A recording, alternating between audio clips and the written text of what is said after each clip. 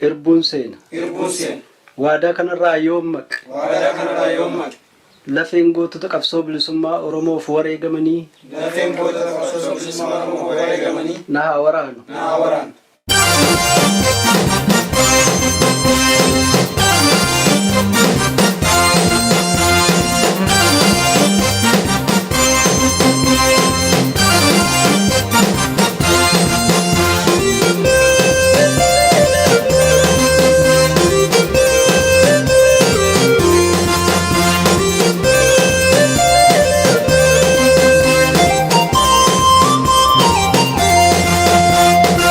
Kami kayoda bakenya galman genya jenne abso mana bane hangara dubatin debine imana gotawan nublatan kuno hindagane imana gotawan nublatan kuno hindagane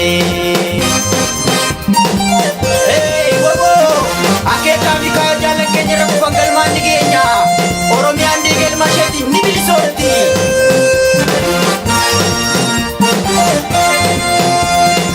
Mirgaire murtei fana Kapso kenyan mirkam fana Sabarama ibabamna Wala buma itu webna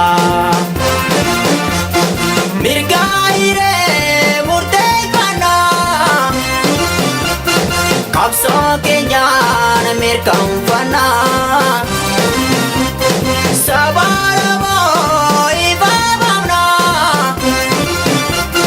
Wala buma itu webna Wala buma itu webna Obojera umanyara modis nutis bane kapso bosonati Kayongo tota hena bukarati dune tabamna dani hakarati Obojera umanyara modis nutis bane kapso bosonati Kayongo tota hena bukarati dune tabamna dani hakarati Kayongo tota hena bukarati dune tabamna dani hakarati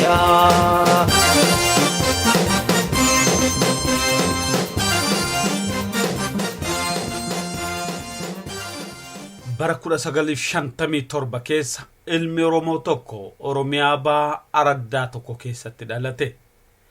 Ilmi dhalate lammiif haa ta'u haa guddatu jedhamee eebbifame. Guddatees haa beeku beekee haa bulu lammiifis haa ta'u jechuudhaan marabbaan itti reeffame. Lammiif ollaan marti dabaree eebbisuudhaan eebbi kun milkii ta'ee innis guddate lammii boonsuu eegale. Qabsoo diddaa gabrummaa barootaaf dirree Oromiyaa fi araddaawwan Oromiyaa keessatti deemaa ture keessatti hirmaachuunis nama guca qabsiise hojii boonsaa hojjatee wareegame ta'uudhaan har'a yaadatamaa jira. Ilmi dhalate kun fira callaa miti kan boonsee ture. Lammiin Oromoo akka mataa ol qabatee biyya isaaf eenyummaa isaatiin jiraatu kanneen wareega ulfaataa baasanii faajjii ta'uudhaan mataa ol qabachiisan keessatti ramadama. Gooti kun goota Oromoon oggayyuu yaadattu goota lubbuu isaa guddaa saba Oromoodhaaf gumaachee darbe. Jaal Buruysoo Boruu. Jaal Buruysoo Boruu miseensa adda bilisummaa Oromoo ta'uudhaan dirree qabsoo fi biyya jidduu nama hojjechaa ture. Kan dirree qabsootti seenee hidhannoo eegale immoo bara 1978 ture. Yeroo qabsootti dabalametti akkuma leenjii miseensummaa fudhateen damee siyaasaa jalatti ramadamee hojii barreeffamaa akka irree barruutti hojjechuu jalqabe.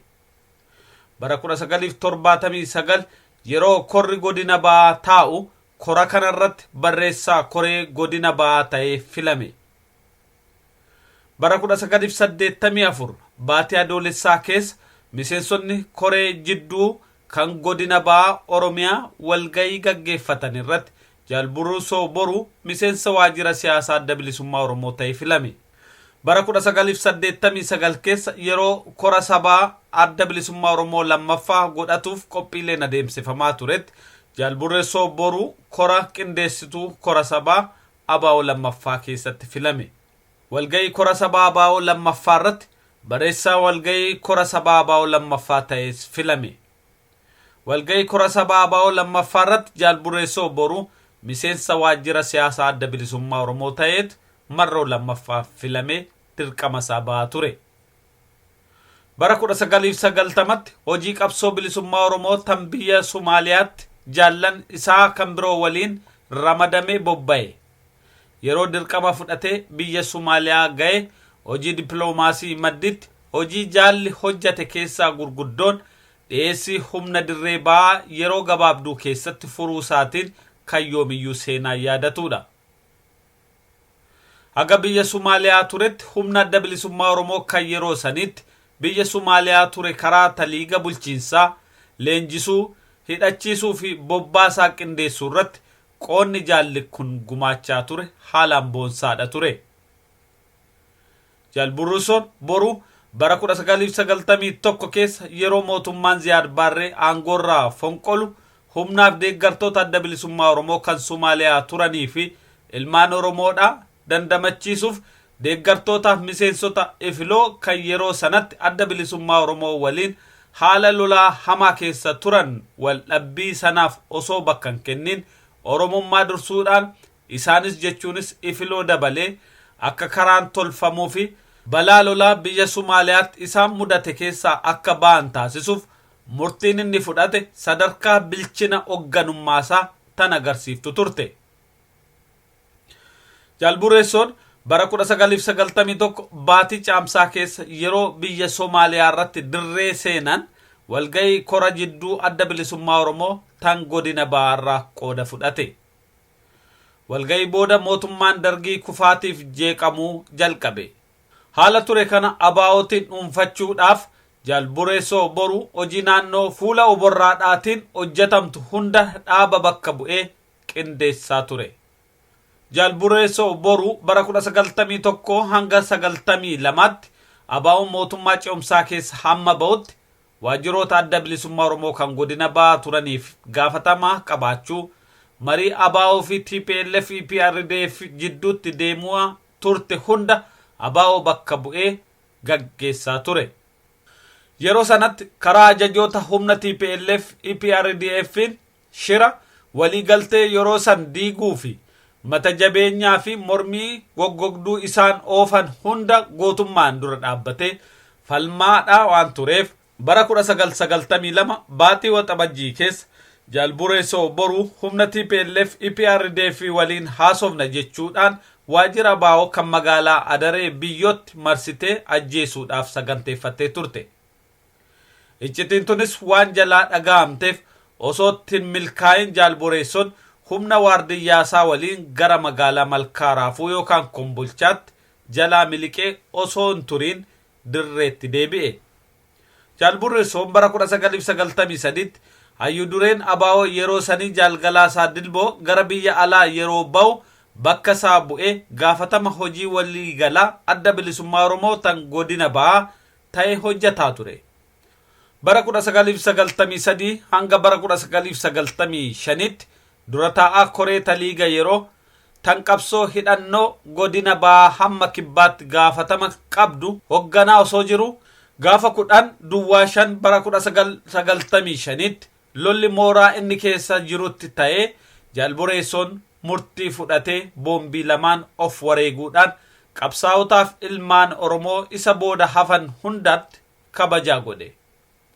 Jaal Buruysoo Boruu yeroo lubbuu isaa turetti miseensota WBO hogganootaaf deeggartoota adda bilisummaa Oromoo akkasumas uummata Oromoo kan isa beeku biratti nama kabajamaaf jaalatamaa ture. Jaal Buruysoon heera seeraaf sirna dhaabaa kabajee kabachiisuu irratti fakkii gaarii ta'ee hojjechuudhaan beekama ture. Jaal Buruysoon miseensota WBO godina ba'aa biratti akka hoogganaa qofaatti ilaalamaa osoo hin taane akka barsiisaa, akka abbaa fi akka obboleeyyanii jaala ilaalamaa ture.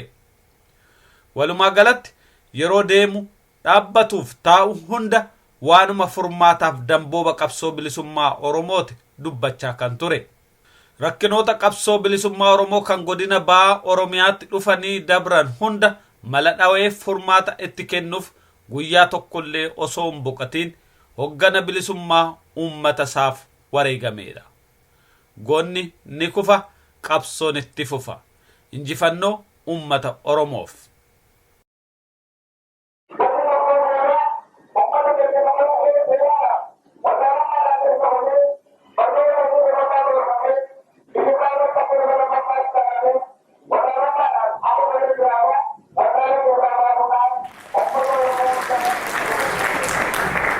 duuba jaallan nuti hogganoota meeqa dhabne qabsoota narratti eenyu fidamne saba isaaniitiif seenaa jaal Buruysoo Boruu bara 1995 fi shanii keessa du'e. Gaafas ani mana yaalaa irraa baheetiin mee seenaa isaa keessa mana yaalaa irraa baheetiin yeroodhaaf isa bira ture waraqaan daddaffitti 26 jaal attoomsaa kumsaa biraan dhufee jaal attoomsaa biraa daddaffitti natti dhufteetiin jaallan miila kiyya lamaan na diriirsanii gaangeer miila kiyya lamaaniin gaangeerra taa'uu waan hin dandeenyeef akka basaasatti narra hidhaniitiin bakkaan gaangee dadhabees namni qonyee irratti hin nageesse jechuudha mooraa. Anaa torbaan tokko jaalli na biratti wareegame jechuudha. Jaal Buruysoo Boruu akkaataa inni itti wareegame takkaa adda bilisummaa Oromoo keessatti namni hangas lolchiisee hin beeku jechuudha. Jaalli jaakeeta firraa baaseeti tiishartii alaabaa haa mul'atu jee tiishartii alaabaatii ni lole tiishartii adii ni lole jaal Buruysoo.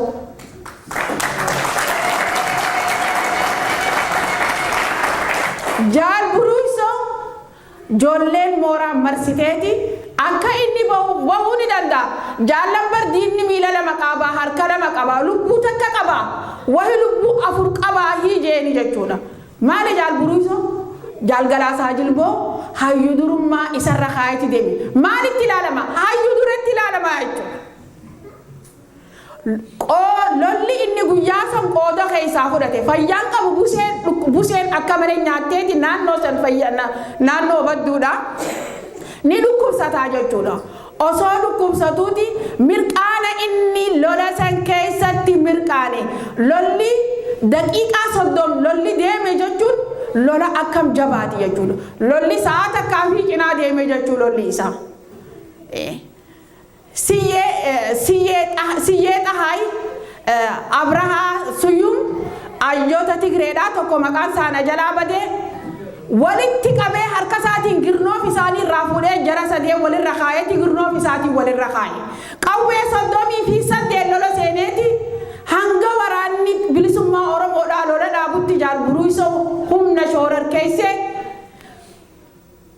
qawwee 38 harka isaatiin lakkaawee nama itti godhee gaangee diinaa gaangee 25 fi'inaaf naannoo san dhufte ibidda fudhattee irraa fuudhee jaallanii wajji hanga ibiddi deemu fe'ee jaallan qabu meeshaa tana asiin dabarsaa jeeti meeshaa san dabarsee jechuudha. Gad deebi'ee jaal Buruysoo yeroo san keessatti harkaa dhoomee jira lola deebi'ee jechuun ibidda keessatti deebi'ee jechuun jaal Buruysoo. Jaal guddataa fayyisaadhaa. Kan yeroo san keessatti naannoo san keessatti yeroo gabaabaadhaaf barreessaadhaaf achi jiru osoo diina rasaasa ittiin dhawin Tigree nama 8 akkamittiin ani rasaasa diinatti dhawa jee harkaan qaqqabee tiishartii isiitiin Tigree morma walitti hidhee fidee jaal Buruysoo bira kaa'ee jechuudha. Jaala kiyyana bira fiduu keetiif niin gaddaa jeen achi deebi'ee kara lola. Jaal Buruysoo akka nuti hin godhin hin qabnu maayyii isaa Tigreen helikopteriin fiddeeti naannoo Huseetii fi Mayyuu jidduutti Tigree buuftee jechuudha. Humna zoonii burqaatiin ganneexeeti fi keessaan humna ol garagalchitee halalli asii deemu Tigreen fi isiitiif waraana seetee wal fixu jirti jechuudha maddii lamarraa. Humni teenya yeeyyii fi guchii fi gaacheenni jidduu tanaa dhukkee kaasanii jechuudha. Jaal Buruysoo Boruu asrii guyyaan san sa'a akka malee diinni na wareegu jee mataa isaatiif tarkaanfii akka ajaa'ibaa ifirra fudhatee jechuudha. Ejersoo jeersaatii fi abbaan isaa Jeersaa Boruu abbaa fi ilmoo guyyaa san walirratti wareegamanii jechuudha jaallan guyyaan san guyyaa seenaa qabu jechuudha. guyyaa namu wallaaluu hin dandeenye. Duuba wareega jaal Buruysoo irratti Tigree nama 280 fi nama baqame kana caalaa meeshaa isaan fe'atan meeshaa kumaatama meeqatti lakkaa'amtu hawwan isaaniitii fi maatii isaaniitiin akka sila isaan qubsuma seelaa jaajootii fi naannoo kana qubachuu deemani akkasitti meeshaaleen hundi booji'amtee nurraa illee namni baay'ee miti nama hanga nama 8 kufe diina wareegame irraa achi deemee jaal Buruysoo gumaachee maayyii isaa irratti ifi wareegame maaliif lubbuun diinni lubbuu takka qabaa lubbuu takkaan qabaa dhiirummaan irra qabammoo moo jeenummaan sodaaniinan isaan duuba deemee lubbuuti jabaasu jaallan kalee wareegaman lubbuun liqeeffatanii hiijeeti jechuudha. yeroo nan kilaachi dha'uu dadhabu jaallan lubbuu liqeeffatanii lolanii hiije jaallan guyyaa akkanaa kana faadha goota akkanaa kana faadha itti yaadachuu dandeenya seenaan haa yaadattu isaan cufaa jechuudha. Jaal Buruysoo Boruu seenaa kanaa miti kan kanarraa oliitiin hambisee du'e jechuudha jaalli. Jaala kana du'aa hin arkine Tigreen hangeefe achi wal fixee ajajoota du'e maqaa isaanii barreesseeti deemaa gabaasaadhaa jechuudha jaallan kana. Seenaan haa yaadattu waan akkana kana faadha itti yaadachuu dandeenya jechuudha. Jaallan meeqa kan qabsoo tanarratti akka malatti.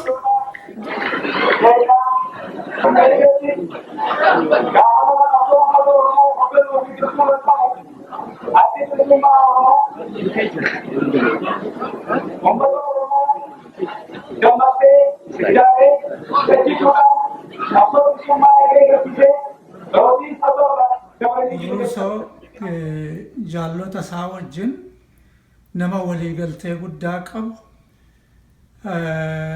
nama jaalala guddaa qabu nama barachuuf tattaafatu barachiisu ture akka tureen beeka biyya ollaatti akka dippiloomaatitti ramadamee argeessaa yeroo murtaa'e hojjechuusaa yeroo murtaa'e sana ammoo kan isarraa eegamu ol qabsoo Oromoo barsiisuudhaan beeksisuudhaan karaa baaf galaa qopheessuudhaan hojii guddaa akka hojjetu hamma ammaatti jaallonni isaa boona guddaadhaan isa yaadachaa jiru. Kanaaf Buruysoo jagna Oromoo tokko keessa jagna Oromoo amanamaa jagna Oromoo kutataa ta'uu isaatiin beekama. Keessumattuu gara calqabaa dhuma 1991 fi calqabaa 1992 natti fakkaata waraanni guyyaa 15 ta'e naannoo baatti adeemee ture.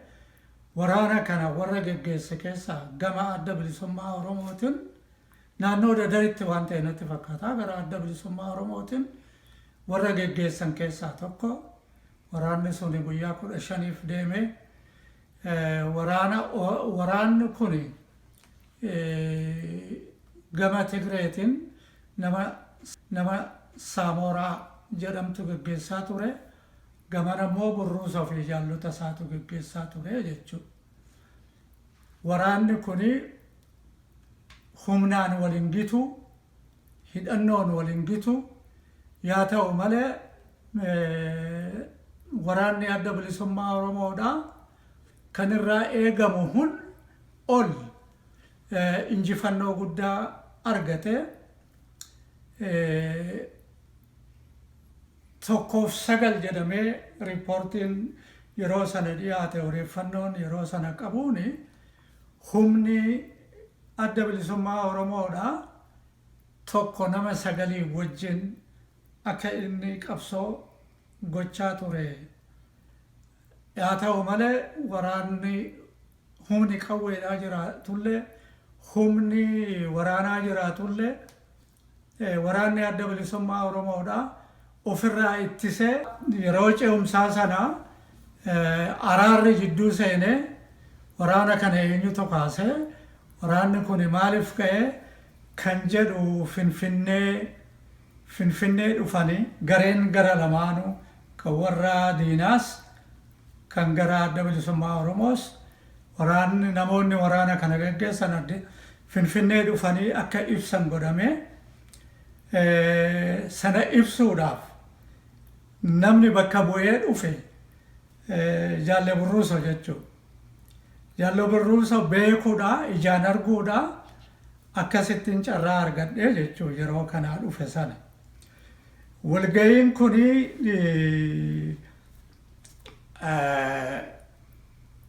mooraa paalaasii Minilik keessatti ta'e gaafa kana gama adda bilisummaa Oromootiin Buruysootu ture gama sanaan Saamoraatu ture. Yaaduma kana waa'ee waraana kanaan kan ka'e waraanni kun immoo injifannoo inni fiderraa gara adda bilisummaa Oromootiin fiderraa kan ka'e egaa Buruysoo erga kana fixee booda naannoo Finfinnee ture yeroo xiqqaadhaaf naannoo Finfinnee yoo turu namni barattoota Oromoodhaa gurmeessu tokko barattoota Oromoodhaa walitti qabee fi Buruysoo Addis Ababaa Yuunivarsiitiitti Kirismaas Hool kan jedhamutti nama 3,000 hamma 4,000 walitti qabee Buruysoo adrees godhee jechuu jara kana. Ijoollee kana dubbisee jechuu. Ijoolleen kun baay'ee dinqisiifatanii ijoollee kana gaafa sana haasaa inni ijoollee kanaa godheen ijji Oromoos ijji diinaas Buruysoo irratti xiyyeeffate jechuu guyyaa sana. Buruysoo eenyu akka ta'e diinnis firris caalaa baree jechuu. Firatu irra caalaa bare. Ijoollee kana keessa ijoollee hedduu horateera gaafa sana. Ijoollee kana keessa yoonani baay'ina isaanillee kana jedhee himuu dadhabe ijoolleen kun yeroo qaama filannoo keessaa ba'amee qaama ce'umsaa keessaas ba'amee caakkaa dhaqamu warra caakkaa dhaqanii wareega guddaa kennan keessaa ijoollee kana turan ijoollee gaafas inni dubbise kana turanii jechuudha. Buruysoo akkasittiin beekaa jechuudha. Yeroo ziyaabbareen biyyarraa baafate naafi jaal Buruysoo Boruu seenaa naa yaadattu caalaa leencoo nu hanga kana qofa caalaa leencoo ana hanga kana qofa waraana jira. Waraana guddaa adda Islaamaa Ayfeelloo jira. Waraana guddaa Abaawoo jira. Dirqamni jaal Buruysoo kenname waraana Ayfeellooti, waraana Abaawoti, deeggartoota Ayfeelloo Abaawoti hundi abaa qulqulluun deeggartoonni dhaaba lamaaniitu hanga bahutti bahuun qabduun dirqamni kenname.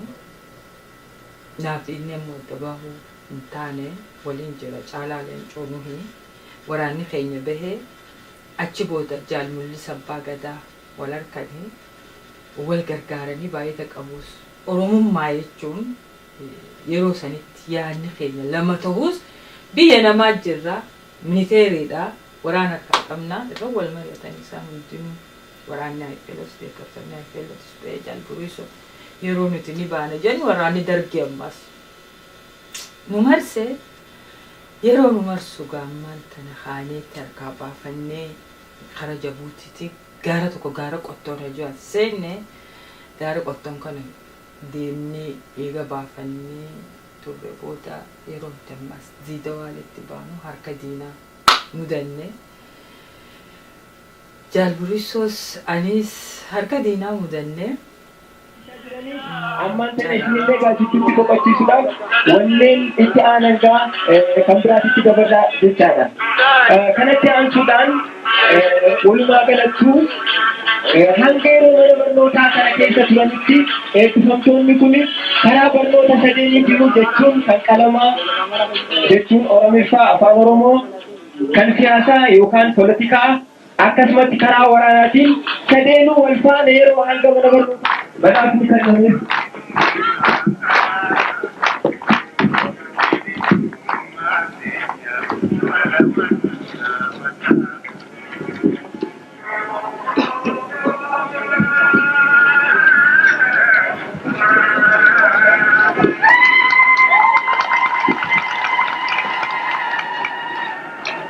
Barnoota sadarkaa lammaffatti ammas kan itti aanu Mahammad Ibrahim Usman.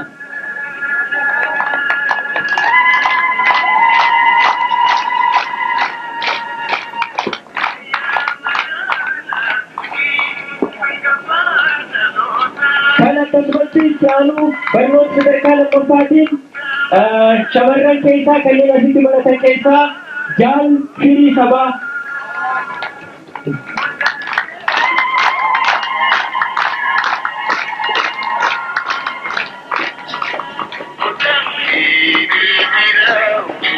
Akkasumatti ammas barnoota sadarkaa lammaffaa kan kennamee fi barsiisuu irratti illee qooda guddaa kan kenne Jaal Huseen Aman.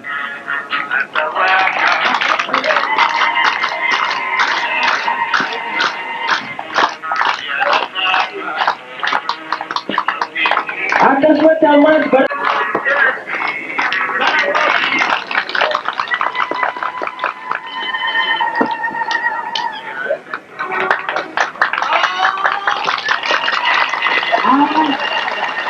sirni badhaasaa keenyarraa kan irratti tokko qabatu miseensa waajjira siyaasaa adda bilisummaa Oromoo Jaal Buruysoo Boruu ni galateeffannaa bakka isaan akka deeman.